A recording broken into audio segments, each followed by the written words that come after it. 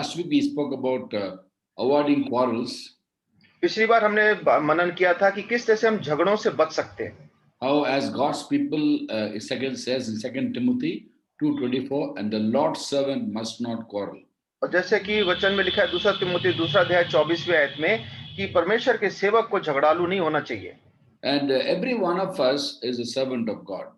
और हम सब जो है परमेश्वर के दास हैं. Because every one of us is called to do His will. और हम सब को परमेश्वर ने बुलाया है कि हम उसकी इच्छा को पूरा करें. And everyone who has been purchased by the blood of Christ is called to live for Him. और जिस किसी को भी प्रभु यीशु मसीह के लहू से परमेश्वर ने मोल लिया है उसको बुलाया गया है कि हम उसके लिए जिएं. 2 Corinthians 5:15 says, and He died for all, that those who live will no longer live for themselves, but for Him who died for them and was raised again. कुरिन्थियों 5:15 में लिखा है और वह इस निमित्त सब के लिए मरा कि जो जीवित है वे आगे को अपने लिए ना जिए परंतु उसके लिए जिए जो उनके लिए मरा और फिर जी उठा. When we live for Him, we'll find out His will and do His will. जब हम उसके लिए जिएंगे तो हम उसकी इच्छा को जानेंगे और उसको पूरा करेंगे. When we do His will, we become His servants. और जब हम उसकी सेवा उसकी इच्छा को पूरा करते हैं तो हम उसके दास होते हैं. And last week we spoke about how the Lord's servant must not quarrel. और पिछले हफ्ते हमने मनन किया था कि परमेश्वर के दास को झगड़ालू नहीं होना चाहिए. Today I'm going to go to the next level of our communication. It's just that we not only should not quarrel, we should speak words to build up people.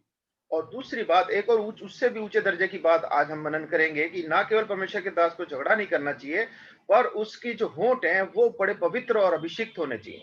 In Ephesians chapter 4 verses 29 and 30 we read, इफिसियों चौथा अध्याय 29वीं और 30वीं आयत में हम पढ़ते हैं, do not let any unwholesome talk come out of your mouth, कोई गंदी बात तुम्हारे मुंह से ना निकले, but only what is useful for building up others accordingly that may benefit those who listen.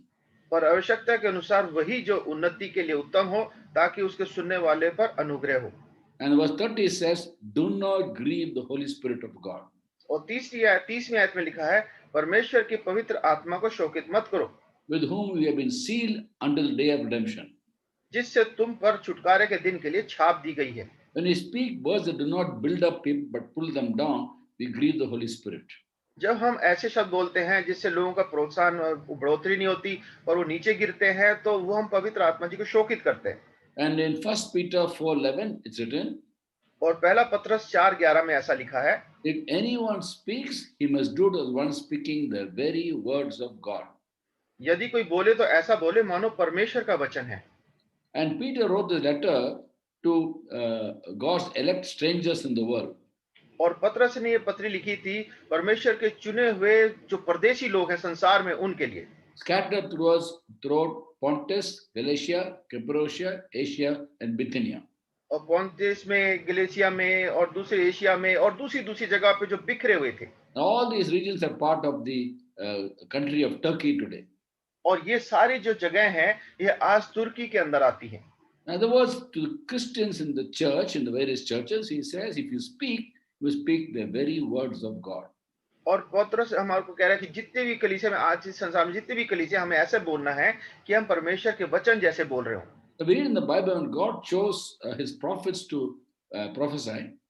जब परमेश्वर ने अपने भविष्यद्वक्ताओं को चुना कि भविष्यवाणी करें, it is very particular that their lips were consecrated. और तो परमेश्वर इस बात का बड़ा इसका ध्यान रखते थे कि उनके होंठ जो है वो पवित्र हों. Because when we speak God's word, we can't speak loose words thereafter. क्योंकि अगर हम परमेश्वर की बात जब बोलते हैं तो उसके बाद हम जो है बेकार की बात जो है गंदी बातें मुंह से नहीं निकाल सकते. We all know how when Isaiah was called, the very spectacular vision he sees in the book of Isaiah chapter 6. और अय्याह को जब बुलाया गया, अय्याह 6वें अध्याय में हम देखते हैं उसने बहुत अद्भुत दर्शन देखा. He saw the glory of God. उसने परमेश्वर की महिमा को देखा. The glory of God filled the temple which he saw in a vision. और उसने जब परमेश्वर के मंदिर में परमेश्वर की महिमा को भरे हुए देखा. He saw seraphs which are flying around. और उसने देखा सराफ जो थे वो उसके चारों तरफ उड़ रहे थे. When he saw the glory of God, he was convicted of his own sin. तो जब उसने परमेश्वर की महिमा को देखा तो उसके अपने पापों के बारे में उसकी जानकारी उसको हुई. Read the first 7 verses of Isaiah chapter 6. अगर हम अय्याह 6वें अध्याय की पहली 6 आयतों को पढ़े, As he saw the glory of God, he tells himself, "Woe to me, I am ruined. I am a man of unclean lips, and I live among a people of unclean lips." वो 5 तो कहता था, हाय हाय मैं नाश हुआ, क्योंकि मैं तो अशुद्ध होठ वाला मनुष्य हूँ और अशुद्ध होठ वाले मनुष्य के बीच में रहता हूँ। And I have seen the glory of God. मैंने सेनाओं के यहोवा महाधिराज को अपनी आंखों से देखा है। Till he saw the glory of God, he didn't realize he was a man of unclean lips. और जब तक उसने परमेश्वर की महिमा को नहीं देखा था, उसको नहीं समझ में आया था कि वो अशुद्ध होठों वाला व्यक्ति है। Everybody around him also had unclean lips. और उसके चारों तरफ जो थे, वो सारे जो थे अशुद्ध होठों वाले लोग थे। There was no difference. कोई फर्क नहीं था। But then he saw the glory of God, his own sins were exposed. पर जब उसने परमेश्वर की महिमा को देखा तो उसके पाप जो थे उसके सामने आ गए। And then when he acknowledges his sin, the seraph takes a live coal from the altar and touches with tongs and touches his mouth. और जब उसने अपने पापों को जान लिया तो एक सराफ ने हाथ से अंगारा लिया और उसके होठों को छुआ। And then his tongue is consecrated and the sin atoned for. और उसका जो मुंह को छुआ, उसके होठों को छू लिया, उसकी जीभ जो थी अभिषिक्त की गई और उसके पाप क्षमा कर दिए गए। Only after that the Lord asked him the question, "Whom shall I send? Who shall go for us?" उसके बाद ही परमेश्वर उससे प्रश्न पूछते हैं कि हमारी तरफ से कौन जाएगा, मैं किसको भेजूं। And Isaiah offers himself, "Here am I, send me, Lord." तो उसके बाद यशायाह अपने आप को जो है परमेश्वर के सामने कहता है कि प्रभु मैं हूं, मुझे भेज। First, his tongue was touched by God, and then only he was commissioned for the ministry. पहले उसकी जीभ को अभिषेक पवित्र किया गया, उसके बाद ही परमेश्वर की सेवकाई के लिए उसको चुना गया। God is very particular that his children speak words that glorify him and edify people.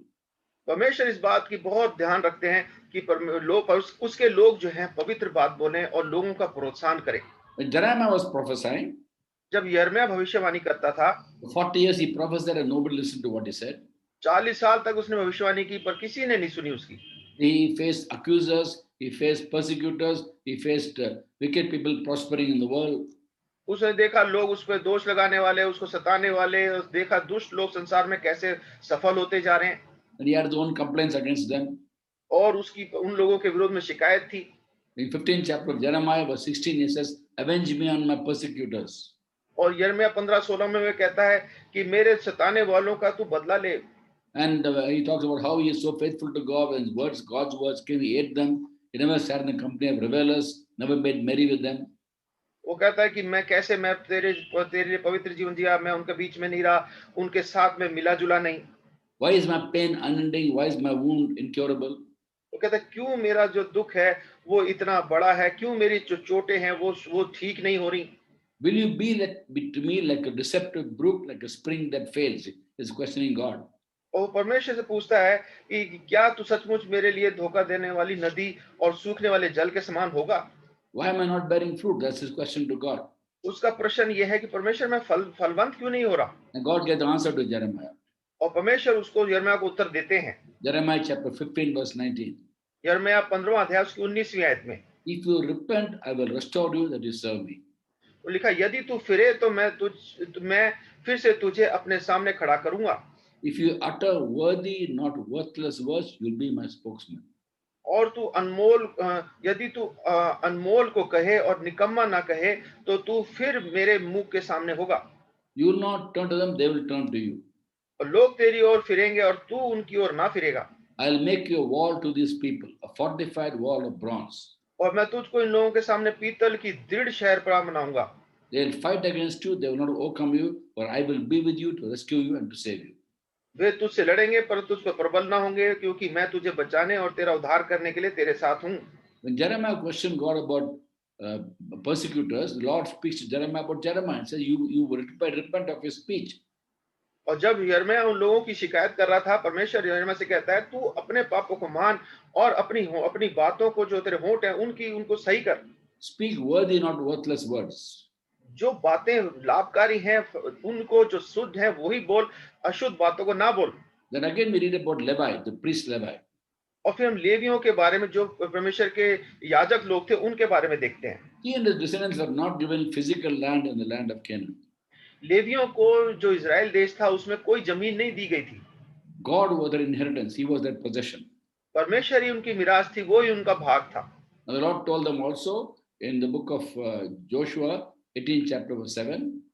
और यहोशुआ की पुस्तक उसके 18वां अध्याय उसकी 7वीं आयत में परमेश्वर ने यहोशू को बोला, the priestly service of God is their inheritance. और लेवियों को जो उनके जो सेवा है वही उनका भाग है। Instead of physical land, I am your inheritance, and you are serving me. That's enough for you. और जो उनका जो भाग है, मैं खुद उनका भाग हूँ, मेरी सेवा कर रहे हैं, यही उनका भाग है। But God made a very special covenant with Levi, और परमेश्वर ने लेवियों के साथ एक खास वाचा बांधी, an exclusive covenant only with Levi and his descendants. और ये जो थी सिर्फ लेवी और उनके संतान के लिए ये वाचा थी। And speaking about Levi in the book of Malachi, chapter 2, 5 to 7, we read, God says, और मलाकी दूसरा अध्याय 5 से 7वीं आयत में परमेश्वर कहते हैं, my covenant with him was a covenant of life and peace, मैंने जो वाचा उसके साथ बांधी थी वो जीवन और शांति की थी, and I गave them to him. और मैंने ये यीशु को दे दिया। This call for reverence, he revered me and stood in awe of my name. कि वह भय मानते रहे, और उसने मेरा भय मान भी लिया और मेरे नाम के अत्यंत भय खाता था। True instruction was in his mouth. उसको मेरी सच्ची व्यवस्था कंठ थी, Nothing false was found upon his lips. और उसके मुंह से कुटिल बात ना निकलती थी। He walked with me in peace and uprightness and turned many from sin. वो शांति और सिधाई से मेरे संग चलता था और बहुतों को अधर्म से लौटा ले आया था। Look at verse 7. 7वीं आयत को देखें, For the lips of a priest ought to preserve knowledge, and from his mouth men should seek instruction, because he is a messenger of the Lord Almighty. क्योंकि याजक को चाहिए कि वह अपने होंठों से ज्ञान की रक्षा करे और लोग उसके मुंह की व्यवस्था पूछें, क्योंकि वह सेनाओं के यहोवा का दूत है। God's will is that the people of this world should seek words that come from the mouth of a priest. और परमेश्वर की इच्छा है कि संसार के लोग जो उसके याजक से मुंह से जो जो बातें निकलती हैं उसको वो ढूंढे, उसको सुने। The priest is supposed to preserve the word of God. और जो याजक था उसका काम था परमेश्वर के वचन को बना के रखे, संभाल के। Today each one of us is a priest of God. और आज आप और मैं हर एक जो है परमेश्वर का याजक हैं। Every Christian is a priest of God, because we intercede on behalf of people to God and speak on behalf of God to people also. और हम सब जो है परमेश्वर के जो उद्धार पाए लोग हैं, लोगों के लिए हम मध्यस्थ हैं। हम परमेश्वर के लिए उनकी बात पहुंचाते हैं और उनकी बात परमेश्वर तक पहुंचाते हैं। In the book of Revelation, chapter 5, verse 9 and 10, we see this amazing picture of the 24 elders and the 4 living creatures worshipping the Lord Jesus Christ, the Lamb of God, in song. और प्रकाशित वाक्य 5वां अध्याय 9वीं 10वीं आयत में हम देखते हैं कि ये सारे जो लोग थे जो स्वर्ग में परमेश्वर की कैसे भजन गा के याजक और महाराज सब परमेश्वर की स्तुति कर रहे थे।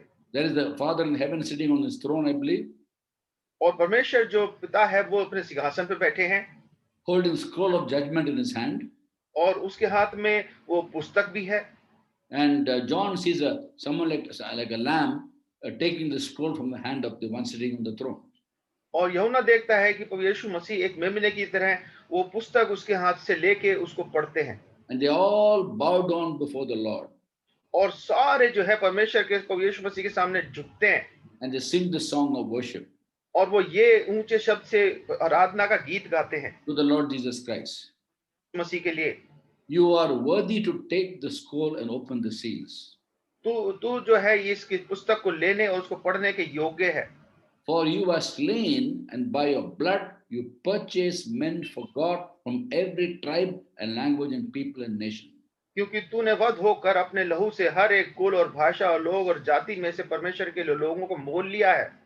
And made them to be kingdom and priests to serve our God. और उन्हें हमारे परमेश्वर के लिए एक राज्य और याजक बनाया है। They will reign on the earth. और वे पृथ्वी पर राज करते हैं। All of us are priests of God Most High. हम सब जो हैं उस महान परमेश्वर के याजक हैं। That the nation of Israel in the Old Testament was supposed to be, in a way, a priest as the nation to the other nations. और पुराने नियम में भी हम देखते हैं परमेश्वर ने इजराइल को चुना था कि वो बाकी सारे राज्यों के लिए एक याजक की तरह काम करे। Before he gave the commandments to Moses, God sent Moses down from the Mount of Sinai to talk to the Israelites. इससे पहले परमेश्वर मूसा को व्यवस्था देता है। परमेश्वर ने मूसा को बोला तू जा नीचे जाके इजराइलियों से बात कर। Exodus 19 chapter verse 4, 5, 6, God tells them, निर्गमन 19वां अध्याय 4 से 6 आयत में हम इसको पढ़ते हैं। You yourself know what I did to Egypt, how I carried on eagle's wings and brought you to myself. तुमने देखा कि मैंने मिस्रियों से क्या-क्या किया और तुमको मानो उकाब के पंखों के में चढ़ाकर अपने पास ले आया हूँ। Now, if you obey me fully and keep my covenant, इसलिए यदि तू निश्चय मेरी मानेगा, मेरी वाचा का पालन करोगे, out of all the nations will be my treasured possession. तो सब लोगों में से तुम ही मेरी निज धन ठहरोगे, समस्त पृथ्वी तो मेरी है। Although the whole earth is mine, you'll be for me a kingdom of priests and a holy nation. चाहे पूरी पृथ्वी क्यों ना मेरी है, पर तुम फिर भी जो है मेरे लिए याजकों और पवित्र जाति ठहरोगे। A kingdom of priests and a holy nation. So, nation of Israel was supposed to be, as a nation, a priest to other nations. वो याजकों का राज्य, पवित्र जाति ठहरोगे। इसका मतलब परमेश्वर ने इज़राइल को एक याजकों का देश बनाया था। They failed God, परमेश्वर को निराश किया and then God saved us from sin and made us His own. और परमेश्वर ने हमारा उद्धार किया और हमें अपना बनाया And today we are the holy nation. और हम एक पवित्र राज्य हैं आज। In 1 Peter chapter 2, 9 and 10 we read, पहला पत्रस दूसरा अध्याय 9वीं और 10वीं आयत में हम पढ़ते हैं, you are a royal priesthood, a holy nation, a people belong to God. पर तुम एक चुना हुआ वंश और राज पदाधिकारी याजकों का समाज हो। A chosen people, a royal priesthood, a holy nation, a people belong to God. तुम चुना हुआ वंश, राज पदाधिकारी याजकों का समाज, पवित्र लोग, परमेश्वर की निज प्रजा, इसलिए कि तुम परमेश्वर के निज प्रजा हो। Then we declare the praise of Him who called you from darkness to His wonderful light. इसलिए कि जिसने तुम्हें अंधकार में से अपनी अद्भुत ज्योति में बुलाया है, उसके गुण प्रकट करो। So today God's people are priests of God Most High. तो आज हम परमेश्वर के लोग हैं, महान परमेश्वर के याजक हैं। And the privilege and the responsibility of the priesthood in the Old Testament is for us today. और जो जिम्मेदारी याजकों की पुराने नियम में थी, वो जिम्मेदारी आज हमारी और आपकी है। And because we have the privilege of being God's priests, we also have to be people who speak the words of God, and the mouth that speaks God's word can't speak loose talk. और हमें क्योंकि परमेश्वर ने अपने याजक बनाया, तो हम वो शब्द बोले जो परमेश्वर के हैं, क्योंकि अगर हम परमेश्वर के वचन बोलते हैं तो हम उससे फिर दूसरी गंदी बातें नहीं बोल सकते। The third chapter of James, first 11 verses talks about the fact that when you're a teacher of God's word, you must be very careful what you speak. तो याकूब के तीसरे अध्याय की पहली 11 आयतों में पढ़ते हैं कि हम परमेश्वर के जो लोग हैं, हमें बहुत ध्यान रखना है कि हम क्या बोलते हैं। And God's word speaks about the tongue. और परमेश्वर का वचन जो है हमारी जीभ के बारे में बात करता है। This tongue corrupts the whole person. ये जो जबान है, ये पूरे व्यक्तित्व को खराब कर देती है। Man can tame every animal, bird, reptile. No man can tame the tongue. मनुष्य हर एक जानवर, हर एक प्राणी को अपने वश में कर सकता है, पर इस जीभ को अपने वश में नहीं कर सकता। And James writes and says about the lips, about the mouth, the tongue rather. It's a restless evil full of deadly poison. और वो कहता है कि ये जो जीभ है, ये छोटा सा अंग है, पर ये बहुत जहर से भरा हुआ है। It corrupts the whole person. और ये पूरे मनुष्य के व्यक्तित्व को खराब कर देता है। His whole course of his life on fire is set in fire in hell. और वो इस तरह से है जैसे जीभ की एक आग है जो अधर्म का एक लोक है। And he compares the tongue of a man, of a human being, to a ship being controlled by a small rudder. और वो एक जीव को उससे तुलना करता है जैसे पूरे जहाज को एक उसको जो नियंत्रण में रखने के लिए एक चप्पू होता है, उसकी तरह उसको मानते हैं। A horse being controlled by a bit of a bridle. जैसे घोड़े को उसकी लगाम से उसको नियंत्रण में किया जा सकता है। A big forest set on fire by a small spark. और पूरे जंगल को एक छोटी सी चिंगारी से आग लगाई जा सकती है। The same way, the tongue is a very small part of the body. It makes great boast, but it corrupts the whole person. और ये जो जीभ जो छोटी सी है, पर ये बहुत खतरनाक है और इसे जब बोलते हैं तो पूरे व्यक्तित्व को खराब कर देती है। Now God's will is that He wants to make us a display of His splendor to the world. पर परमेश्वर चाहता है कि हमारे को प्रयोग करे कि हम उसकी महिमा को पूरे संसार में प्रकट करें। That's the will of God. ये परमेश्वर की इच्छा है। To make us a display of His splendor. अपनी अद्भुत अपने महिमा को वो संसार के लोगों पे प्रकट कर सके। The workmanship of God. परमेश्वर के हाथों की काम को। But we can come in the way of God's working in us by speaking loose words. पर हम परमेश्वर के इस काम में बाधा बन सकते हैं अगर हम बेकार की बातें अपने होंठ से निकलने देते हैं। And these words corrupt the whole person.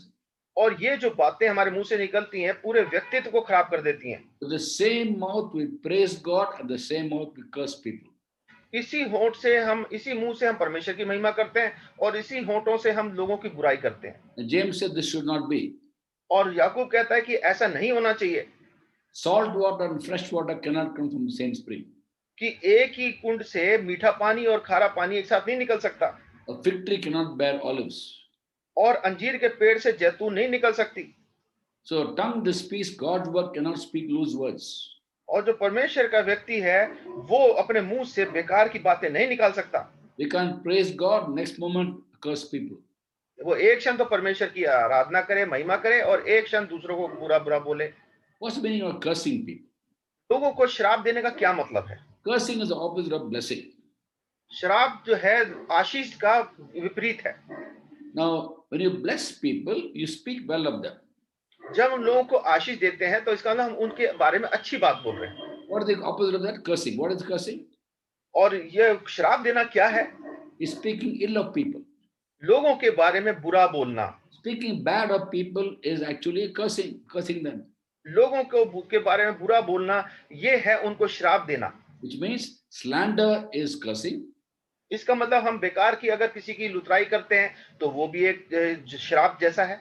Malicious talk is cursing. किसी के बारे में जलन के साथ और चिढ़ के कुछ बोलना, उनको बुरा दिखाने के लिए, वो भी एक श्राप है। Gossiping is cursing because you're talking ill of somebody behind the back. हम किसी के पीठ पीछे उनकी चुगली करते हैं, ये भी एक श्राप देना है।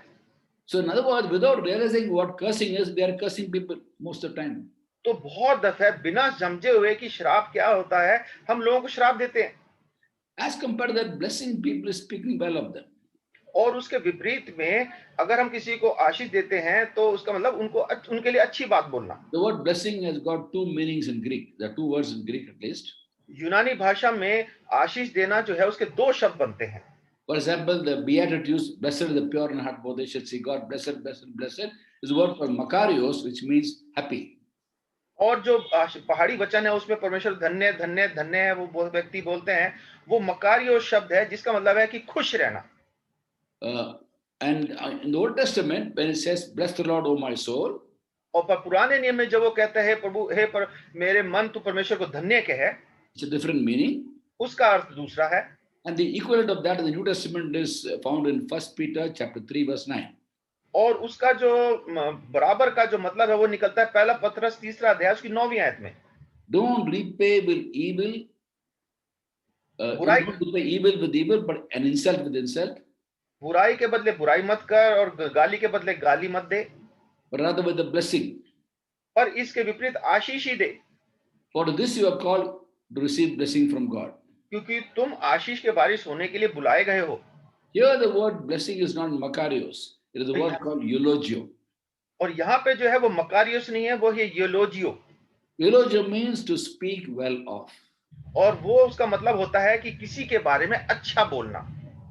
To speak well of somebody is to bless that person. किसी की बढ़ाई करना ये है कि हम किसी को आशीष दे रहे हैं। Normally we think of blessing as, in the context of an elderly person putting his hand on a small child and bless you. We put a hand and bless that person. That's what we say, blessing.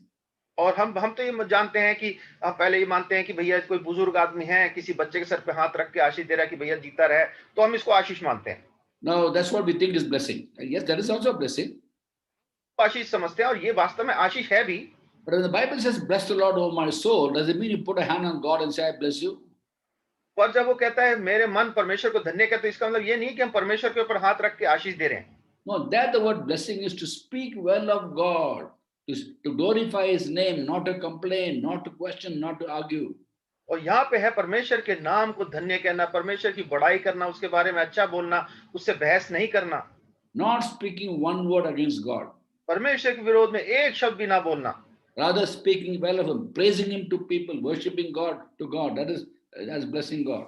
और ये होता है कि परमेश्वर की आराधना करना, लोगों के बीच में उसकी बड़ाई करना, ये होता है परमेश्वर को आशीष देना। So in the New Testament, the word eulogio means to speak well of people.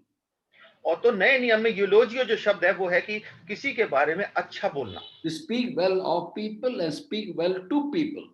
लोगों के लिए अच्छा बोलना और लोगों से अच्छे से बात करना। In other words, to speak words to build up people, not to tear them down. दूसरे शब्दों में लोगों को बनाने के लिए हम शब्द बोलें, लोगों को गिरा देने के लिए शब्द ना बोलें।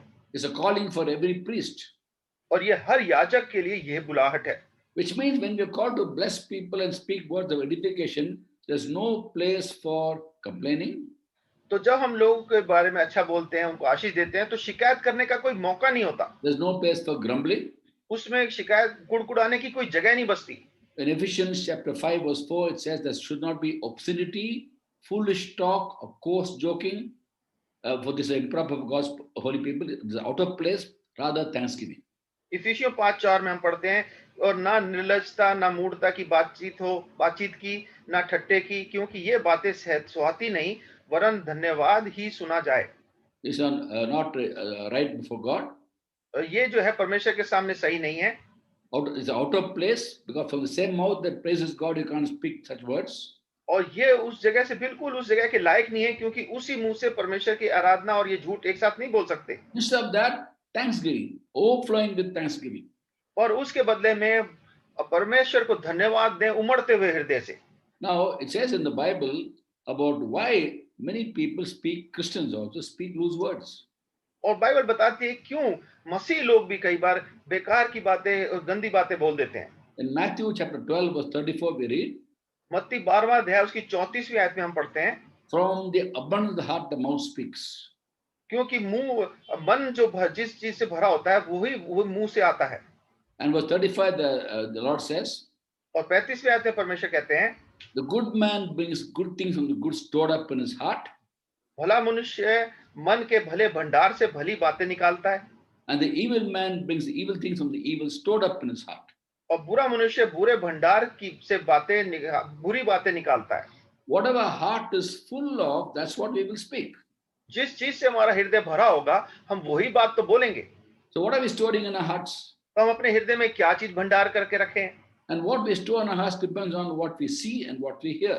और अपने हृदय में वो बात रखते हैं जो हम देखते हैं और सुनते हैं।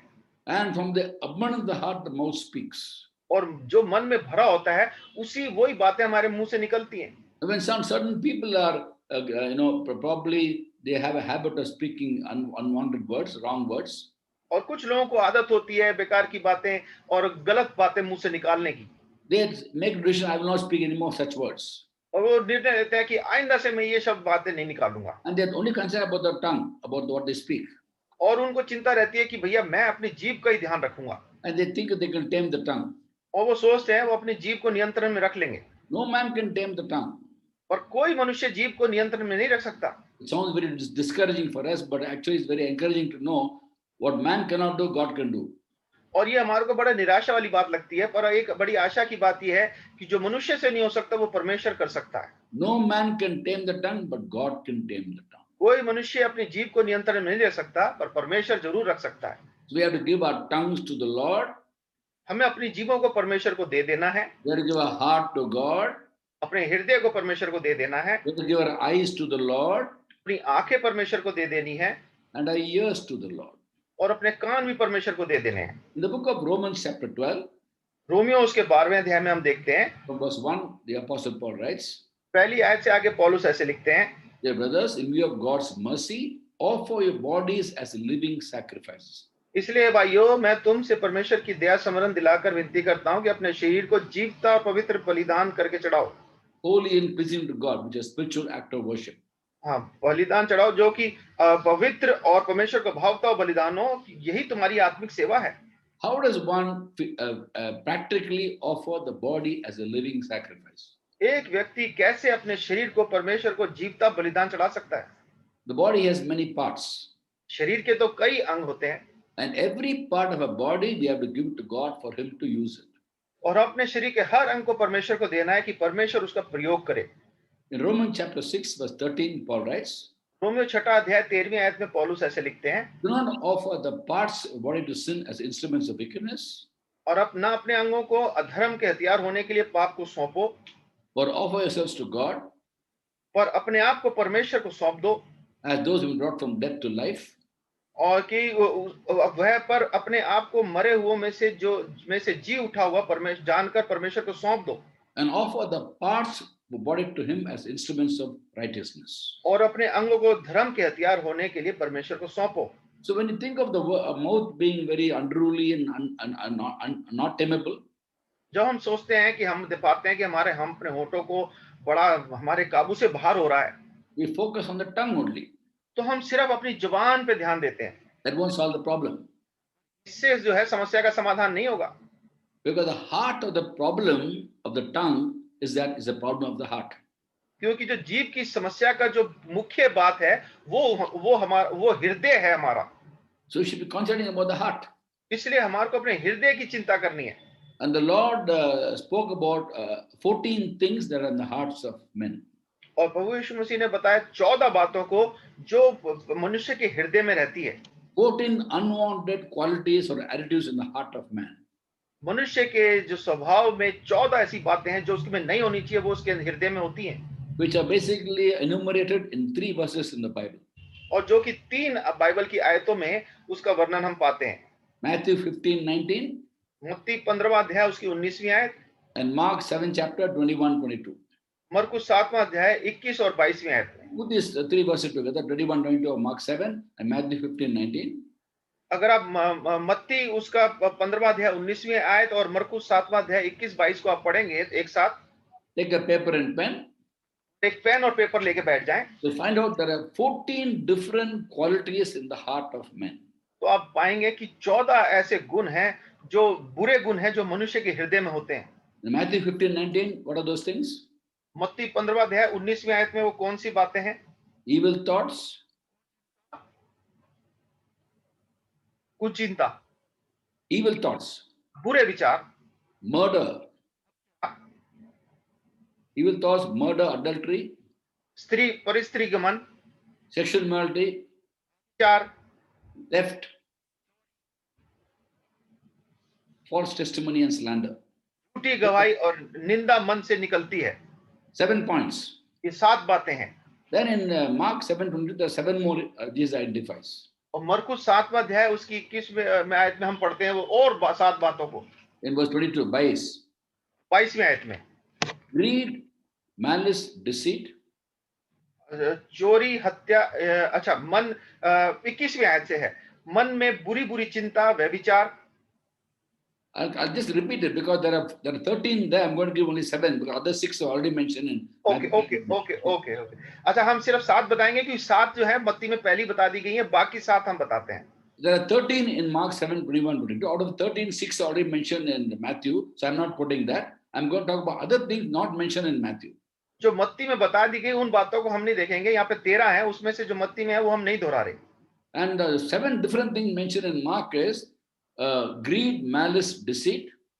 और वो है छल, लुचपन, कुदृष्टि, lewdness, envy, और जलन रखना और अभिमान करना, arrogance and folly. और निंदा करना और मूर्खता करना। Arrogance to do with pride, folly is to do with foolishness. और जो घमंड है वो बुरे काम करता है, और जो मूर्खता है वह है वो गलत काम करने को मदद करती है। So there are 14 different things in the heart and we don't realize that. और ये 14 बातें हमारे हृदय में होती है जिसको हम जानते भी नहीं है। Till God reveals to us. परमेश्वर हम पे ये प्रकट नहीं करता। And because our hearts are full of these things, from among the heart the mouth speaks. So we speak all these words. Slander comes, slander, talk, lewdness, envy, all this comes. और क्योंकि हमारे हृदय में ये सारी 14 बातें भरी हुई हैं और यही बातें हमारे होठों पे आती हैं, इसलिए हम ये सारी झूठ, विरोध और बेकार की बातें, घमंड की बातें सब करते हैं। And how do these things get into the heart? और ये सारी बातें हमारे हृदय में आती कैसे हैं? Depend on what we see and what we hear. ये इस बात पे निर्भर करता है कि हम क्या सुन रहे हैं और क्या देख रहे हैं। When you listen to slander, slander goes into your heart. जब हम बुराई को सुनते हैं तो वही बात हमारे हृदय में चली जाती है। They look at things you should not see, then develop lust in the heart. जब हम जो चीज हमें नहीं देखनी चाहिए उनको देखते हैं तो हमारे हृदय में उसके लिए लालचा अभिलाषा जग जाती है। So the real problem is the ear and the eye, based on which the heart gets contaminated, and from above the heart the mouth speaks. तो जो हम देखते हैं, सुनते हैं, वो हमारे हृदय में चला जाता है, और जब हमारे हृदय में ये चीज भर जाती है तो वही बात हमारे होठों में आती है। So every part of our body we have to surrender to Jesus and Lord, you change completely. तो हमें अपने शरीर के हर अंग को परमेश्वर को सौंप देना है। प्रभु मेरे को पूरा बदल दें आप। So how will our vocabulary change? How will the tongue change?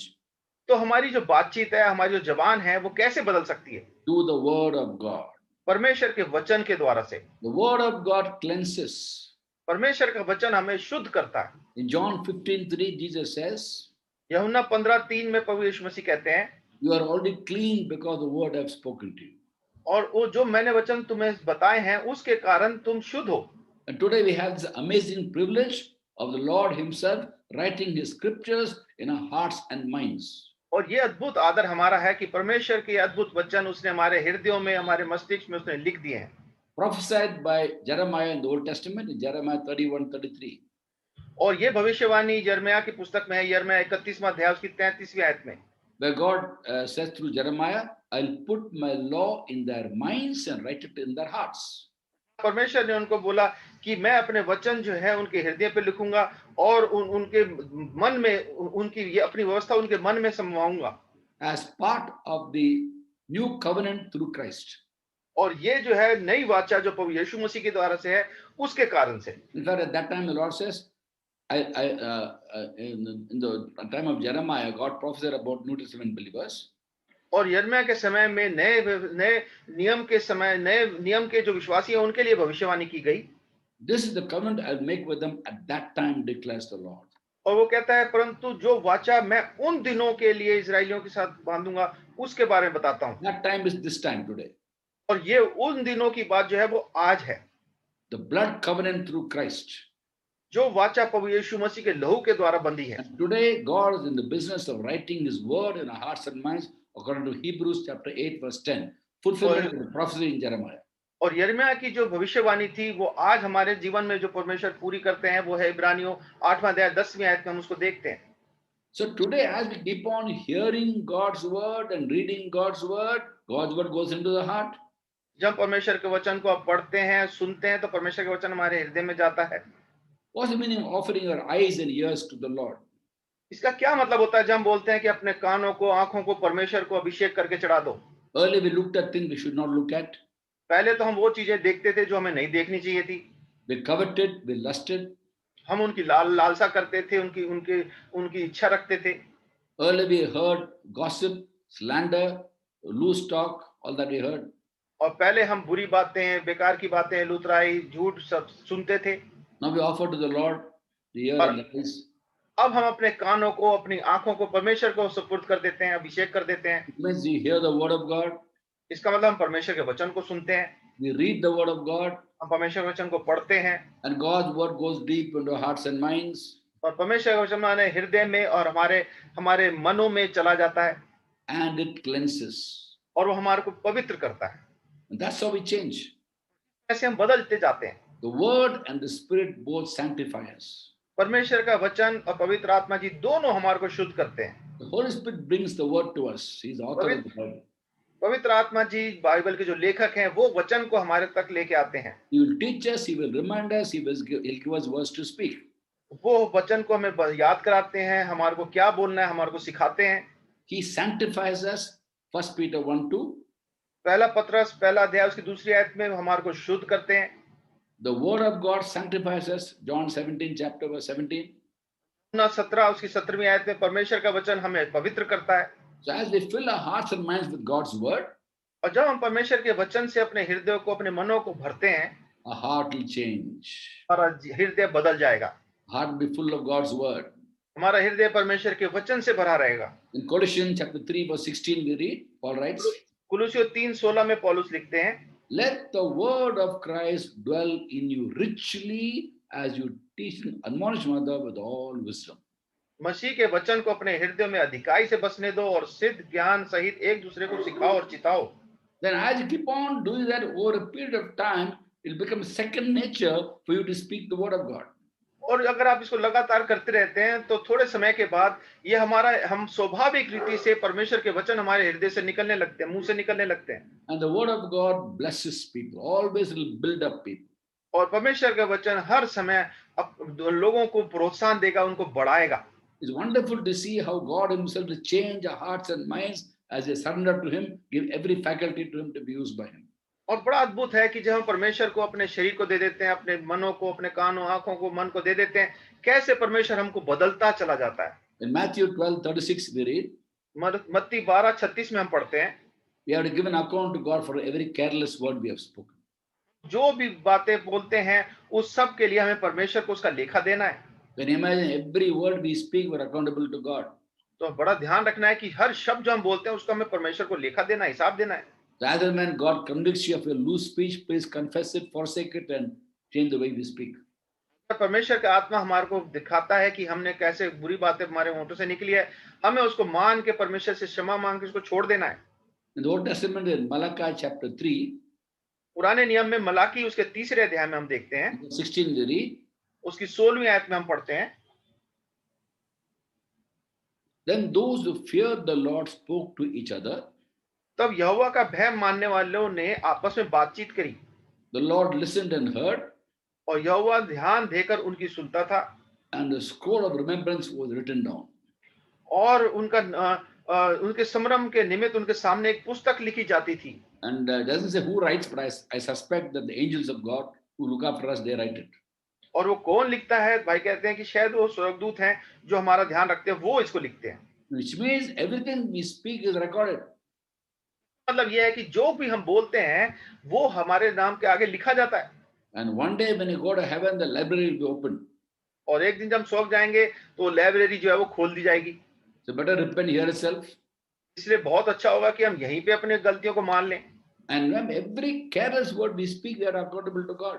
इस चीज को याद रखते हुए, ध्यान रखते हुए कि हर एक बेकार की बात जो हम बोलते हैं उसके लिए हमें परमेश्वर को लेखा देना है। So words are very, very important. तो हमारी जो बातें हैं बहुत महत्वपूर्ण है। When Timothy was ministering in Ephesus, और तिमोथी जब इफिसुस में सेवा कर रहा था, he was a young man. एक जवान लड़का था He was being intimidated by the elders in the church. और जो बड़े बुजुर्ग लोग थे वो उसको दबा रहे थे। And he was feeling probably he was a timid person basically by nature. और वो बचपन स्वभाव से तो बड़ा एक कच्चे मन का और बड़ी जल्दी घबराने वाला व्यक्ति था।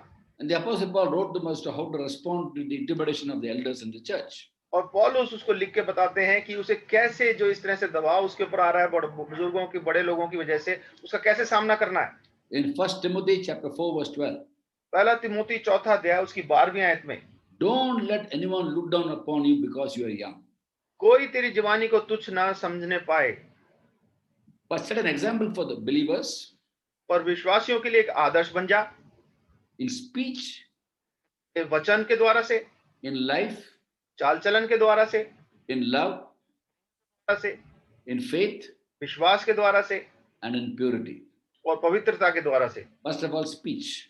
सबसे पहले वचन के द्वारा से क्या बोल रहा है? Be example the way you speak.